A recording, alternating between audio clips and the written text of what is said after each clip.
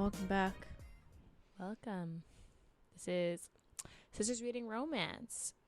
I'm one half of this podcast, Ayesha. I am Lexi, the second half of this podcast. And this is week 2 of our Murderous Women month. We've got 5 books this month, too. We did Marrow by Trisha Wolfe and Brynne Weaver. Brynne Weaver, Canadian, from Nova Scotia. Because, the Alberta scene at the end, I was like, this has to be a Canadian. Like, this is too detailed. Or someone who'd been there before.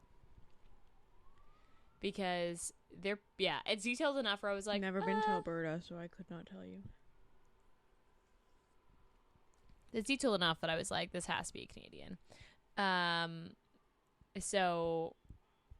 And this book is about 2 rival serial killers. Who fall in love. Or as close to love as to people with potential disorders can fall. Personality disorders, yeah. Yeah. Mm-hmm. So, do you want to go through tropes? Sure. I have age gap, but I it's not really, because she's like, what, 27, 28? 28. I think she described him as his mid-20s when she was 17. So I'm thinking like 25 to 17. So then he specifically says he's 36. Mm-hmm. So then... So she's 27. Yeah. She's like 27, 28. So like... So I was like right on the money with that. Not an age gap. I had a question mark because I was like, well... Well, he continues to say that she's inexperienced. That's true. Enemies to lovers. Yes. Workplace romance. In both personal business and professional business.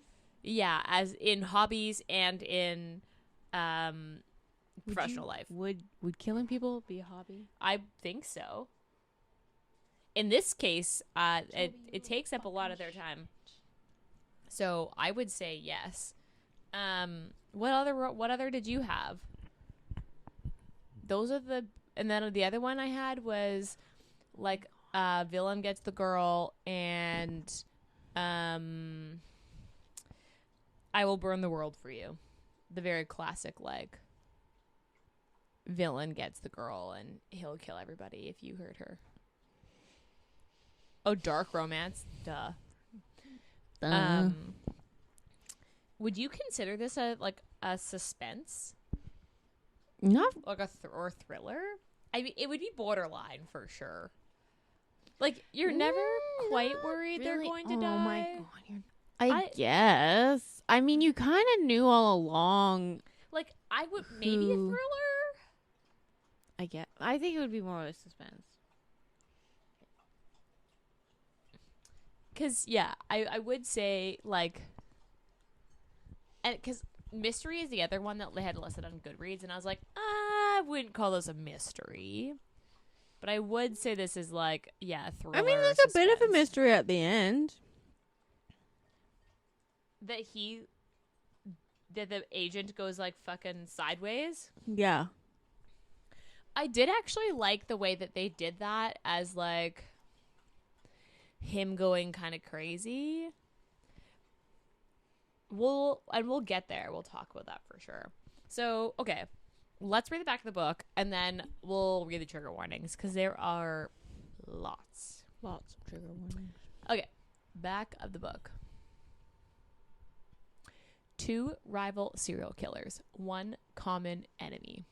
Forensic anthropologist Dr. Jack Sorensen is the perfect serial killer. In the bright lights of his public persona, he is a respected scientist, a leader in the field of human decomposition. But in his shadowed secret life, he's a ruthless and elusive killer, unseen by the authorities who failed to follow his faint trail of destruction.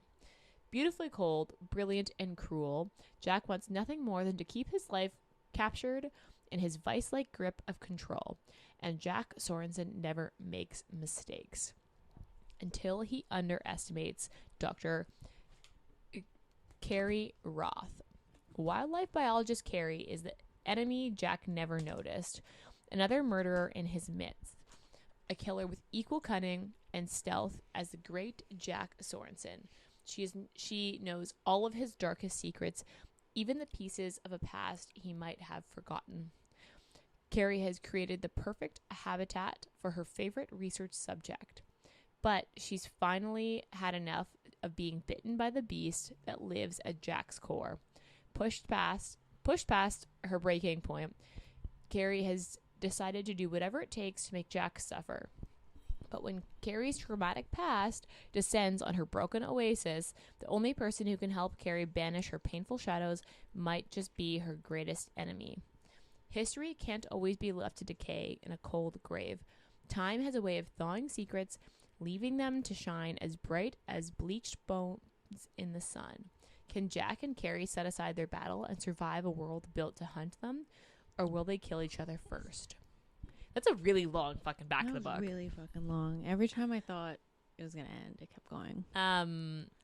That was a good description though. Like just enough without, like to hint at just enough without giving anything away. I guess I think it was just overly long. It is a little long. Yeah, I would agree with that though. Okay, so there are lots of trigger warnings on this. So I would for sure recommend looking them up. They're at the beginning of the book, at least in the Kindle version that we read, or on the author's websites, because yeah, there is a lot.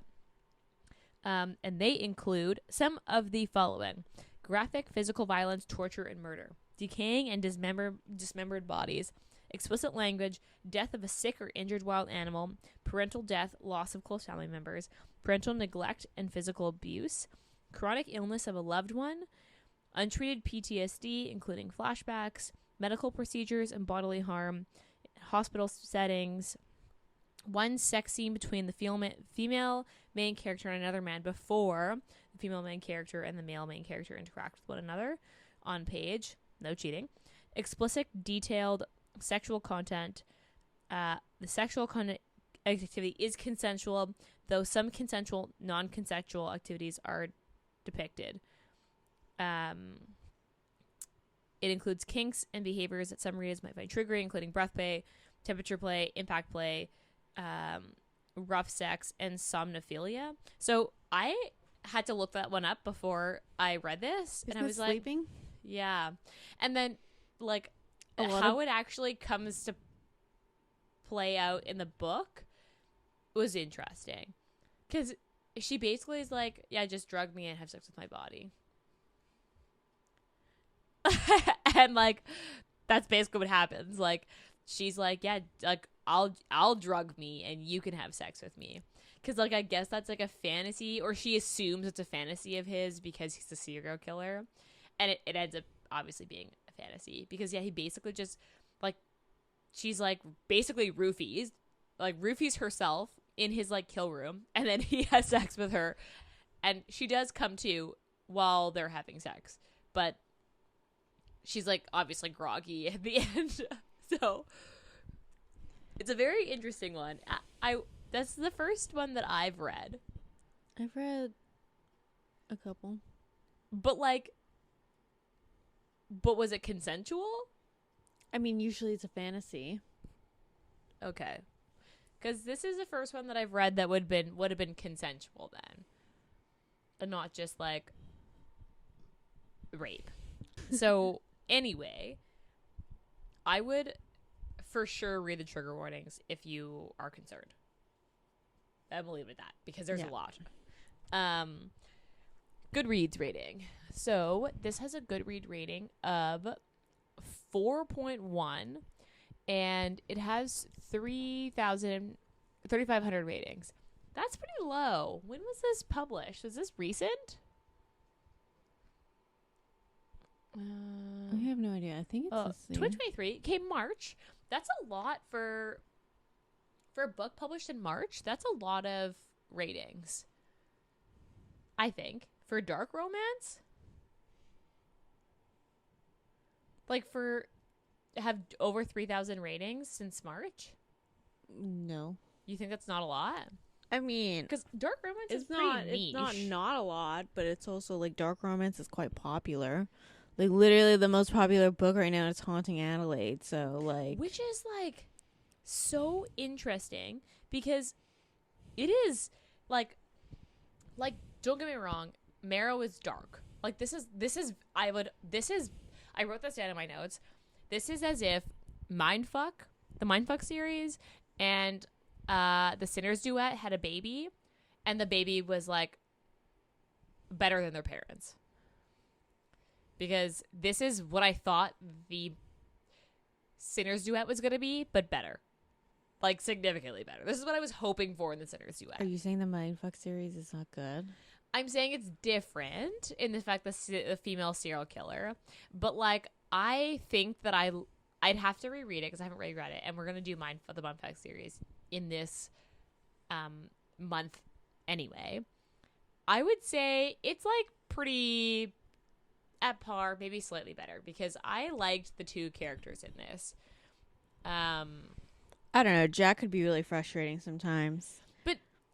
The reason I liked Jack is because he was consistent throughout the book. I mean, he's consistent in the fact that, like, he had no feeling, but there was, like, a point where you're just like, okay, Jack, let's look ourselves in the mirror and admit when we fucked up. And she's literally, like, the whole thing starts is because he fucked up and she has to cover his ass. Because he was burying bodies in the body farm. In the body farm. Yeah. Which not only did she get the funding for in order to get that large. And she knew he was burying bodies. Yeah, there. she 100%. And that's the reason she got the funding is like she knew he needed the land to bury bodies. So she worked to get that funding for it. I thought that's true, because I thought though that he was like, you know, when you're like the show Bones, how they study the bones, mm-hmm. and they basically like put the body in the solution, and the solution just like the chemicals are so strong, you mean it just like Breaking Bad when it really just melts. Yeah, basically just like melts all the flesh off, and then they just like dump the flesh. I thought he was doing that, but I guess no, he was burying them. Yeah, because that was like the whole point of like how. But he did take a bone out and like get the flesh off of that one singular bone because he wants to keep it. Because he wants to keep it. But she wasn't burying bodies in that body farm, I don't think. No, I don't. She's burying them at her cabin. Yeah, in the woods. Yeah. Okay, that's true. He didn't quite ever. He also never quite was like, yeah, this is my fault that we're. Yeah, and then he also was like, he never like thanked her for like all the things she like that he eventually found out was for him, but like the funding he did in the end. In the end, he did. In the end, he did when he read her the letter that he wrote her when she was in the hospital, and when he presented her with the Educator of the Year award when they moved to Alberta. I guess, but he still didn't say like, "Yo, I fucked up." The whole reason this freaking grad student had to be murdered was because he caught on to the fact that Jack was burying bodies in the body farm, and then how do you pronounce her name? Pretty sure it's Carrie. Like that's how it's supposed to be pronounced, or it's not supposed to be pronounced that but people pronounce it Carrie. I remember thinking about that, and I remember reading that section of the book. I was in my head pronouncing it as Carrie. Yeah. So, because my question is, so the ex-FBI agent who was falsely telling people he was an FBI agent mm-hmm. was basically stalking her. Yeah. So would he have shown up if that grad student hadn't disappeared anyway? Because he was basically stalking her anyway and already connecting the killings to Jack.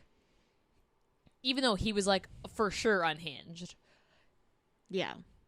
I don't know. I think it probably like eventually, but it might have been like after Jack would have left, you know? Right. Because Jack was planning to leave. Yeah. Because he said he stays places for basically 3 to 4 years, and he was at his 3rd year and about to leave, but he's been there for 6 years because Carrie showed up. And then he was like, she was just an annoyance, and I couldn't leave her. I couldn't leave this department in her hands, and it was like, no, it's because. But he was. I think he doesn't know how to label the feeling, but he was like, attracted to her, but he didn't want to be like, I'm attracted to her because she's really annoying. So I must really actually just hate her. Yeah.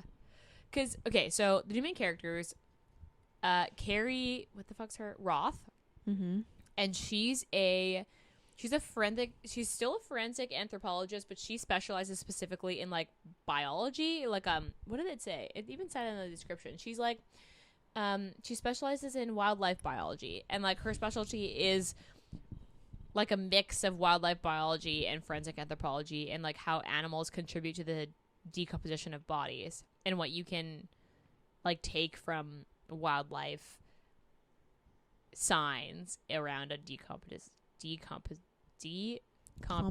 body.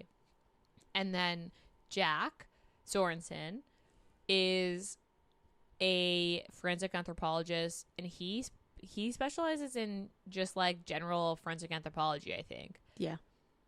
Like that's his trade is forensic anthropology, whereas her trade is wildlife biology, specifically in relation to forensic anthropology. And basically they do we want to I guess we always spoil it. So I was like, okay, so basically Carrie is a victim of murder. Basically, some guy, when she's a teenager, kidnaps her, takes her to her house, murders her parents, and murders her, and he's a serial killer. This person also like happens to be in the same town or city that Jack is in. The same territory as Jack. And Jack has basically stalked the serial killer and uses this as the opportunity to kill the serial killer because he's like distracted. So while the serial killer is killing her parents are already dead in her home, a childhood home. Jack breaks into the house and kills the serial killer as he's murdering her. And then Jack takes the serial killer's body, pieces it, leaves her for dead. She ends up surviving, but in her mind, Jack is this like angel of vengeance who came and like basically saved her. Yes. So she ends up in the system. She's 17, so she has to age out at 18. I think it's still 18 in the States. So she ends up in the system and basically is obsessed with him.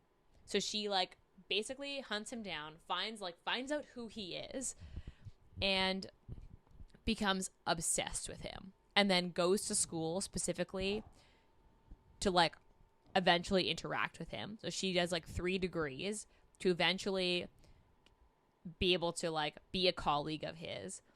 And she spends the next like 6 years basically like stalking him from that point on. 10 years. Yeah, I guess 10 years. From 17 to like 27, basically stalking him. Like and then he does not recognize her. He doesn't recognize her, and he hates her, or he thinks he hates her. But yeah, he's actually just attracted to her, and I think that he recognizes her. I think he does. I don't think I think he recognizes her, but he cannot he could not pinpoint where he recognized her from. But because she also in that 10-year period basically becomes a serial killer, but like in the whole like vigilante type serial killer where she murders people who are doing like basically raping women.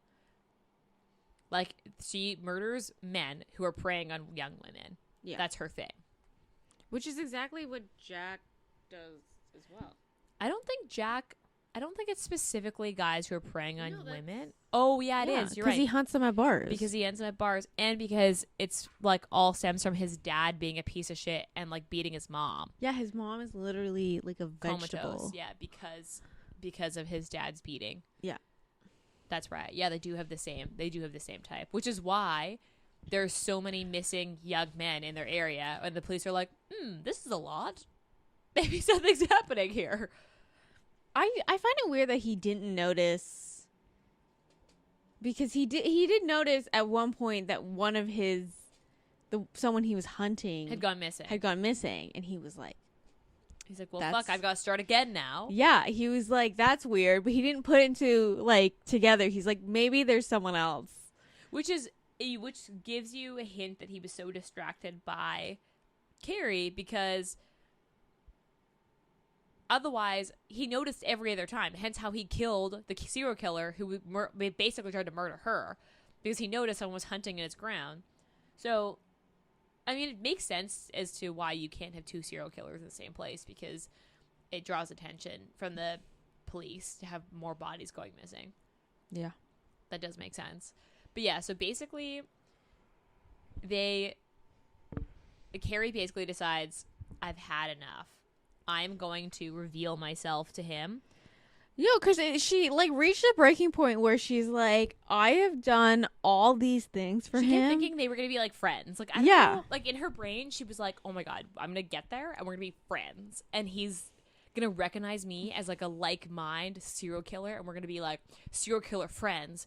And he just like thinks she's annoying. Yeah. And then you start off with like an award show or award ceremony that he is supposed to present her an award. Yeah. And he doesn't show up on time to present her this award. Because he was murdering someone. No, he was burying a body. No, he was stalking someone. Oh, okay. But he was like, it's so inconvenient that I have to be at this award ceremony when my target is at the bar right now, where he's there every day or whatever, every night. But that was like her breaking point. She was just like, you can't even be fuck this guy nice enough to present me this award. Yeah. So and then I've done everything for you. I love the part where he like walks up, because he started stalking her a bit. After that point, he started stalking her he started stalking her because she was like, something's going on and I'm nosy as fuck and I want to know. So she finds out that from that other colleague. No, she already knew that though. No, she got him to tell her she's like, okay, so if I have sex, we're gonna have pillow talk. But they were talking during sex. Yeah, she was like, so why don't you just tell me? Yeah, it was like, I was like, I don't know how.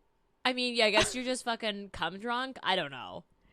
But he basically was telling about the grad student. Yeah, this other colleague's grad student found bodies that didn't match the bodies in the system. So they realized that there's someone potentially dumping actual dead bodies in the body farm, which is like obviously not good. I don't know. I really love the part where he like walks up. She basically like lures him to the body farm. Yeah.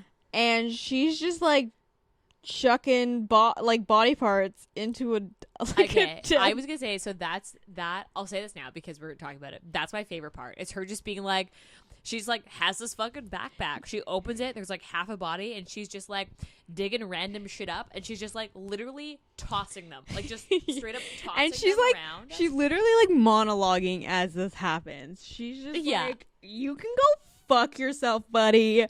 I'm doing all this shit for you. Pulls the like severed head of this guy. She's like, look at this. This is your fault. And like tosses it. And just like literally like she's like literally just throwing body parts. And then she drugs him and leaves him in the body farm. And then he basically comes to like 2 to 3 hours later, surrounded by like body parts thrown everywhere of a grad student that is from their program, and he's like, fuck me, like and then need to clean this up. And also it's like only half a body, so he's like, where's the other half of this body? Yeah.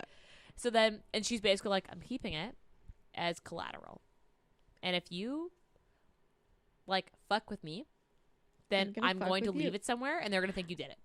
I did think the bet was kind of, I won't say a little dumb. It was like, I couldn't remember who came up with it. Was it her idea? No, it was his idea, because he wanted Brad gone. He wanted the colleague gone. And she's like, we can't just fucking kill him.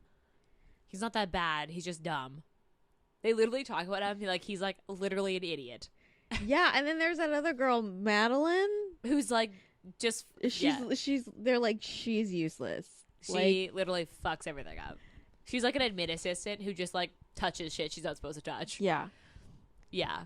And like, so he comes to, basically takes his body, and then the next day she puts flowers on her desk. They're like the same color of her eyes. Very like hating game-esque. Yeah, it was really weird because like I mean, he's been breeding these poppies since she started. Trying to recreate the blue of her eyes. So he like clearly was I don't obsessed understand with her why he didn't like even just like on an outside standpoint. He's like, if I encountered someone who was breeding poppies the color of someone's eyes. To be fair, he's like, very much a narcissist. Normal. He's not a normal person. He's very much a narcissist. Oh, too. for sure, narcissist. With like a narcissist with like psychopathic tendencies. I think he's still a psychopath. Because like he feels emotion. No, he doesn't. I mean, he gets angry. Yeah, but that's difference between and he's in control of his rage when empathy he is. And like, I guess that's true. Because Carrie realizes at some point that she's like, I don't think he actually is capable of loving me. Like, I love him because for her, she's like, the way I see it is she basically had like a traumatic break, and instead of being like going on a killing spree, she like leaned into it and just like has just been a murderer for like years. Yeah. Kind of like how people say that like if you grew up in a family of like trauma, or I'm trying to think of like a good way to explain this. Men who grew up with, let's say, a father who beat their wife often become abusers. She was almost murdered and then was like, I'm gonna murder people. I thought she just started doing that to get his attention. No, I think she sees it as like vigilante justice of like, because she even mentions that the FBI knew that this was probably the guy, and instead of catching him, like they were just tailing him, and then instead of catching him, they let him take another victim. Yeah, to be sure, quote unquote. And she was like, so basically this is your fault. Like, it's your fault that I almost got murdered, and your fault that my family's dead. Because what the fuck's the whatchamacallit's name? I do not remember. I don't remember the FBI agent's name is, but he even said that. He was like, he's like, I knew it was so and so. Honestly, one of my other favorite parts of this book, the dog.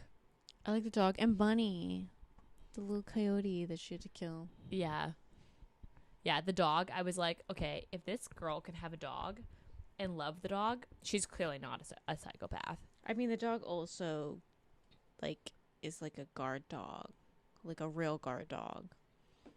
Which, I mean, someone kidnapped you, broke into your home, killed your parents. I'd probably also train my dog to do that if that was the case. From a sake of, like, safety. I also found, you're not going to get this, but the anatomy references in this book were, like, very correct. And I was like, I like this. As someone who, like, knows. You know what I thought was really weird is how he would draw the bones. He wouldn't draw the people. He wasn't drawing. Oh, he'd imagine what their bone He'd imagine what their like. bone looked like, and he'd draw the bone. To be fair, he's a psycho. I know, So, but I was like, that's a mean, little weird. I mean, I think everything he does is going to be weird. So, I like the part when she led him to her kill room and was like, left him that little like pile of stuff, and he realizes he has this like aha moment of like, she's literally been stalking me for years. Like, he's like, how did I not know that she has like actually been stalking me for like the last decade? He has this like aha moment of like, wow, she must really like me. Like, she's been stalking me forever. I actually really enjoyed this book. It is definitely gruesome. If you're squeamish at all, then this is a hard read.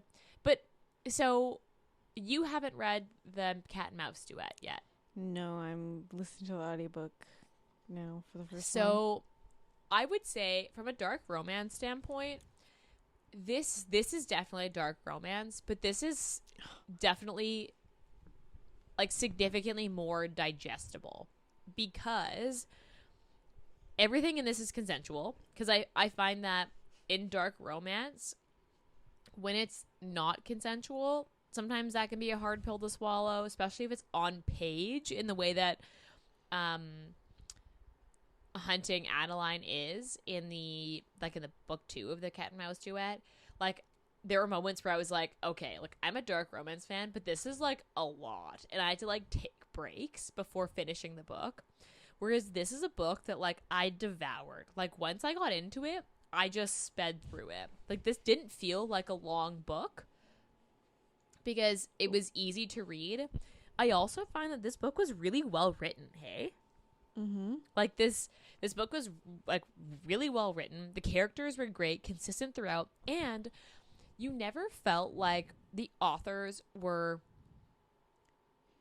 like taking a second to be like, okay, let me tell you a story, and like giving you their backstory. Like, everything was revealed in the moment as made sense to the plot, rather than there being like a side note of like, oh, and this is how she almost died. Like, everything happens as it's supposed to happen. You never feel like the authors are like detouring to tell you, oh, by the way, this is their traumatic past. Like with Jack, his traumatic past is like only casually mentioned when he's like visiting his mom. Yeah. And then you get the before kind of an alibi. He didn't want to go because visit he his also mom. dropped the body on the way to seeing his mom. But like, he basically, like, because for him, his dad beat his mom to the point where she's basically, like, she's like brain dead. And he hid in the snow and waited for his dad to come out and basically surprised him and fucking killed him. And like, you only get that. You get that in like two different parts, where you get it in like when he wakes up after she drugs him and he's like, fuck me. Like, and he has like a flashback to that moment of being covered in snow and being so cold, but like waiting for his moment. And then again, you get the full story when he goes to visit his mom. And it's, I just found that so nice, because there was never a moment where like I was confused, but also never a moment where like I was like, well, this, like, I didn't really need to know that at this moment. Like, everything happened in order that made sense, in a time and place that made sense. Do you know what I mean? Yeah. Trying to look at my other notes. When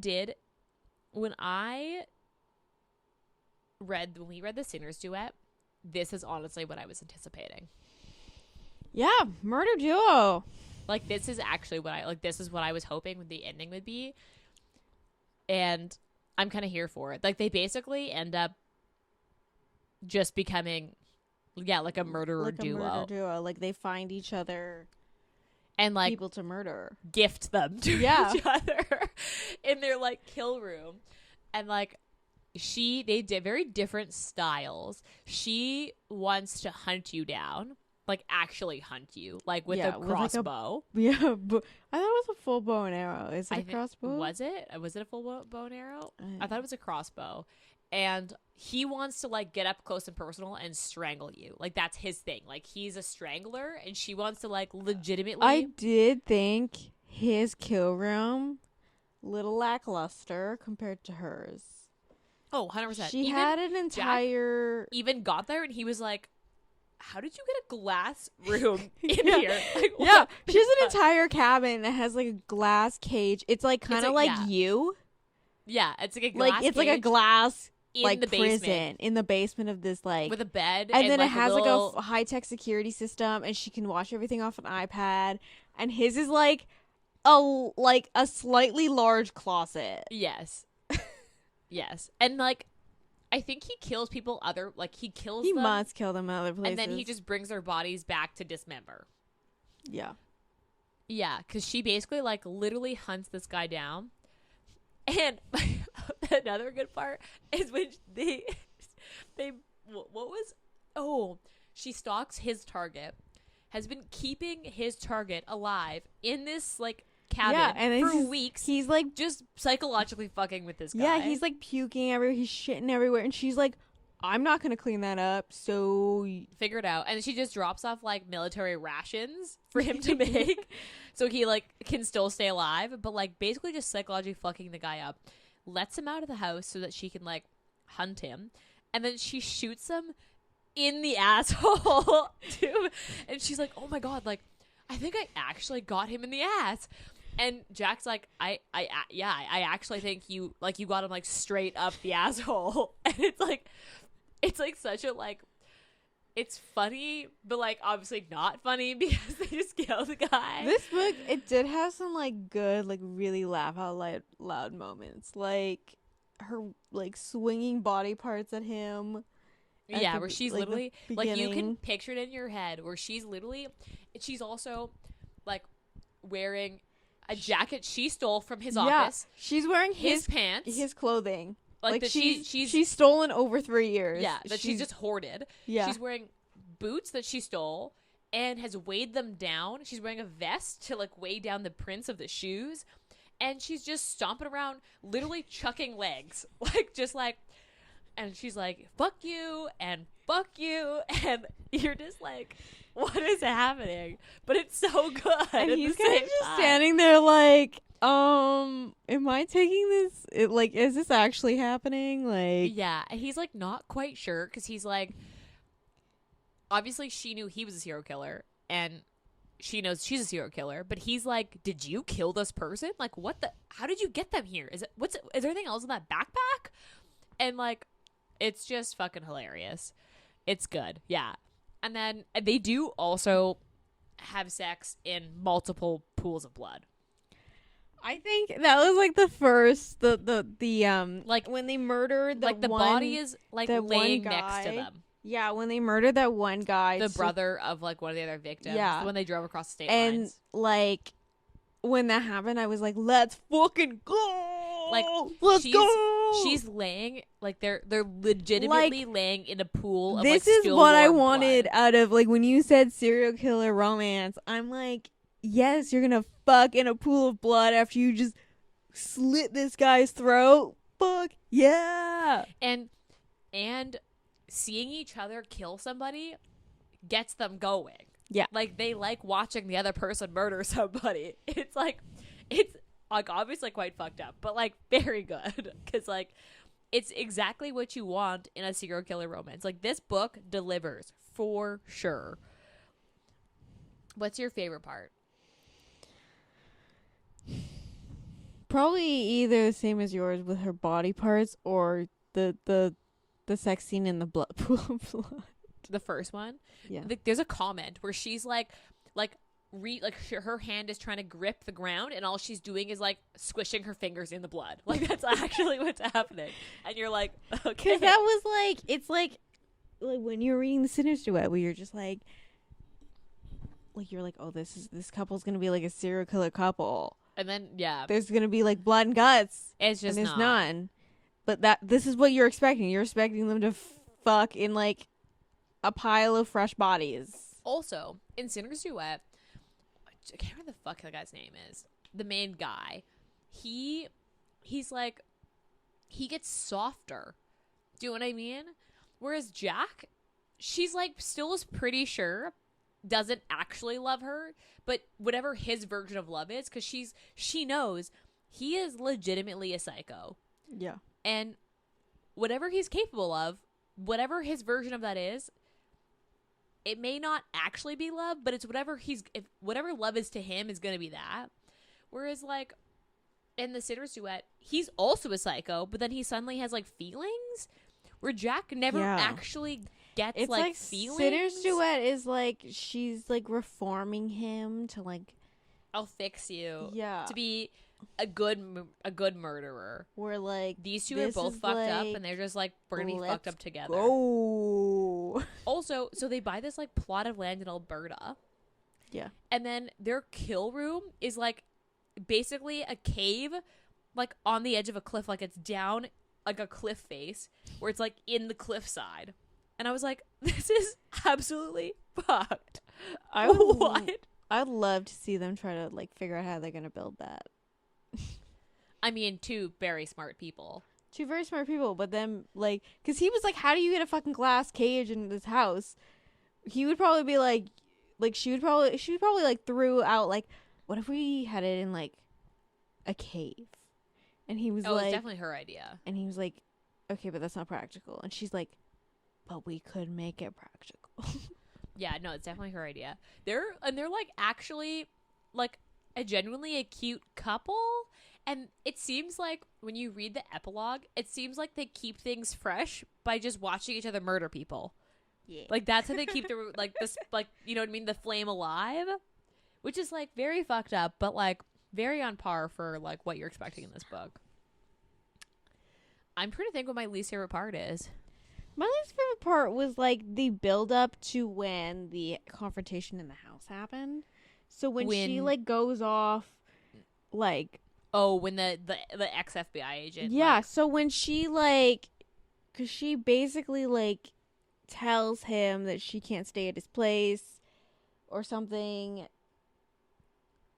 And then she calls in sick at work, and then she sets up her office to be like, yeah, because she was basically going to find the agent and kill him, but the agent finds her first, and like kidnaps her and brings her back to her childhood home, which he bought, which is fucked up. Which is fucked. He's so obsessed that he bought her childhood home. Yeah, creepy. I feel like if I was going to dislike anything, it'd maybe be the ambulance scene where Jack is like, I can't lose her. And I don't know if it's just because like he's so emotional and it feels like a little bit like too emotional. But this is literally after he realized that he like whatever his version of love is what he feels for her. Yeah. Like he's feeling a lot of things. I guess that's true. It's a lot of new ground to cover for Jack. Also, the ambulance, like the paramedics are basically just like watching him try to revive her, and they're like, like, I just was so confused by like, they didn't like try to stop him, like they did, and then he like gave like basically glared at them, and they were like, sure, man, whatever you want to do. Like, what? I was like, that is like doesn't make any fucking sense, but okay. Yeah, like to be honest, I find this book. It was really hard to find a least favorite part in this book. And it's a short book. It's like, or not short, but yeah, it's like just over 300, it's like 320. 310 or something. Yeah, like it's not a long book, but it feels short because it's such an easy read, but it doesn't feel short. Like you don't feel like you're missing anything. Yeah, this was a good book. I actually, this is the first book that we've read for this pod where I had to let it sit before I rated it. Like I didn't even rate it. I just was like, I need to think about this and write my notes down before I rate this book. Yeah. Okay, so then what was your rating? I'd say like a 4.5. Yeah, I originally in my mind I had a 4, but after talking about it and like I realized how much I enjoyed this book. I also, to be fair, I said this in the last book too. Like I've been in a kind of a fluff book mood. So this is like very not fluff. So bad month for that. I feel like that kind of skews your rating. You're just like not feeling this type of book. But then after talking about it, like if I was in a dark romance mood, I would give this a 5 for sure. Like this is for sure a 4.5, if not a 5. Like I would on Goodreads, I'd give this a 5. Mm-hmm. So I'm gonna go with a 5. Would you recommend this? Yeah, I'm pretty sure I recommended it to you. Yeah, I'd recommend this too. This is like, I would even say, would you recommend this to somebody who's not a dark romance reader? Probably. I'd be like, do you want two serial killers that fall in love? Yeah. I feel like I would too, because this is dark, but it's not. It's still very, very digestible. Like, there's nothing in this where I was like, ooh. Do you know what I mean? It all is very on par for like what they say to expect is exactly what you get. Do you know what I mean? Mm-hmm. Okay. Would you reread this? Yes. Yeah, I agree. If I'm in a dark romance mood, I would for sure reread this. What would you say the steam is? Like a 3. I don't know. I was thinking about this, but they have like the sex scenes start early because they have sex like maybe 40% in when they have like their first hate sex. Mm-hmm. And they have like there's maybe 5 or 6 sex scenes in this. Yeah, there's about 5. Like, it's got quite a bit. Because, like, what? Is 5 a erotica? Is that what we consider 5? No, because erotica No plot. is like porn with no plot. Yeah, so is that, like, have we ever given a book 5? I think so. I don't think we have. I thought we gave the vampire. What's that vampire? Oh, the Queen yeah. Of the Vampire? The Queen of the Vampire. I think we gave it a 4, actually, or 4.5. The vampire, the court of the vampire queen. I would borderline this a 4. Yeah, I could see that. Like, I would give this like maybe like it's definitely not quite a 3.5, but like I don't know if I'd quite say it's a 4, but I would probably round up to a 4. Yeah. Yeah, I agree. Okay. So, oh yeah, also condom watch. He has a vasectomy, so they just like fuck it. Also, like, I really hope they don't have children. He's also like 36, so maybe they won't. But because the epilogue happens 3 years later, so he's almost 40. I don't think he has any desire to have children. I don't think. I mean, they shouldn't have children. I don't think she has any desire to have children either. Agreed. Yeah. Okay. Do you have any last words? Did I ever tell you how I found this book? No.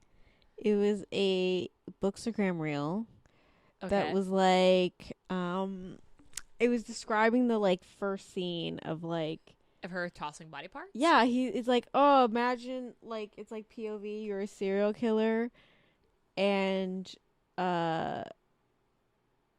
you like, I think it was like POV, you're like a serial killer, and this annoying colleague at work is like threatening to take your department or something, and then it was like POV, she turns out to be a rival serial killer who happens to be obsessed with you. Oh, interesting. Yeah. I'm just looking at like my notes. Yeah, I basically just said the only other thing I have in my notes is that I loved her villain origin story. That's all I ever have in my notes. Is that like her villain origin story is like recognizing him as a like angel of vengeance, stalking him for the next 10 years while she also continues to murder people. Like, if that is not a good villain origin story, honestly, I don't know she's what such is. a better villain than he is too. Oh, 100%. She's like also probably smarter than he is, like by quite a, but like not like a lot, but like noticeably smarter. And like at one point he acknowledges the fact that he's like, I severely underestimated like how good you are at this. Yeah. Even that when he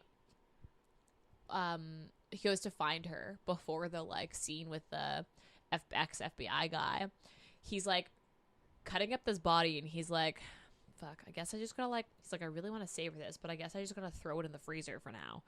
And just like opens the freezer and he's like, I guess I'll just throw it on with the other half of this body. And just Yeah, tosses the the other new half body of in with that. the other Yeah. half of the other guy. This is the moral of the story is this is the good book. Read it. Like, I would say, even if you're not like a dark romance person, I mean, still check the trigger warnings. But this is a very digestible book. This is not, I mean, maybe we're just outliers in saying that this is not that taboo, but they do have sex in a pool of blood from a fresh, That they literally killed the just body. slit this guy's throat. like the body is like directly next to them. So maybe more taboo than we're letting on, but I think this is great. I would recommend this to anyone who even wants to like dabble in dark romance. Like, I would recommend this to someone who's like entry level, because it's not quite too much. It's like just enough. It's perfect. Mm-hmm. Okay. Any last words? No. On that note, as usual, follow us on Instagram. We are generally there. We have a YouTube channel. Take a look at our YouTube. Subscribe to our YouTube channel. We have a Patreon. Become a patron.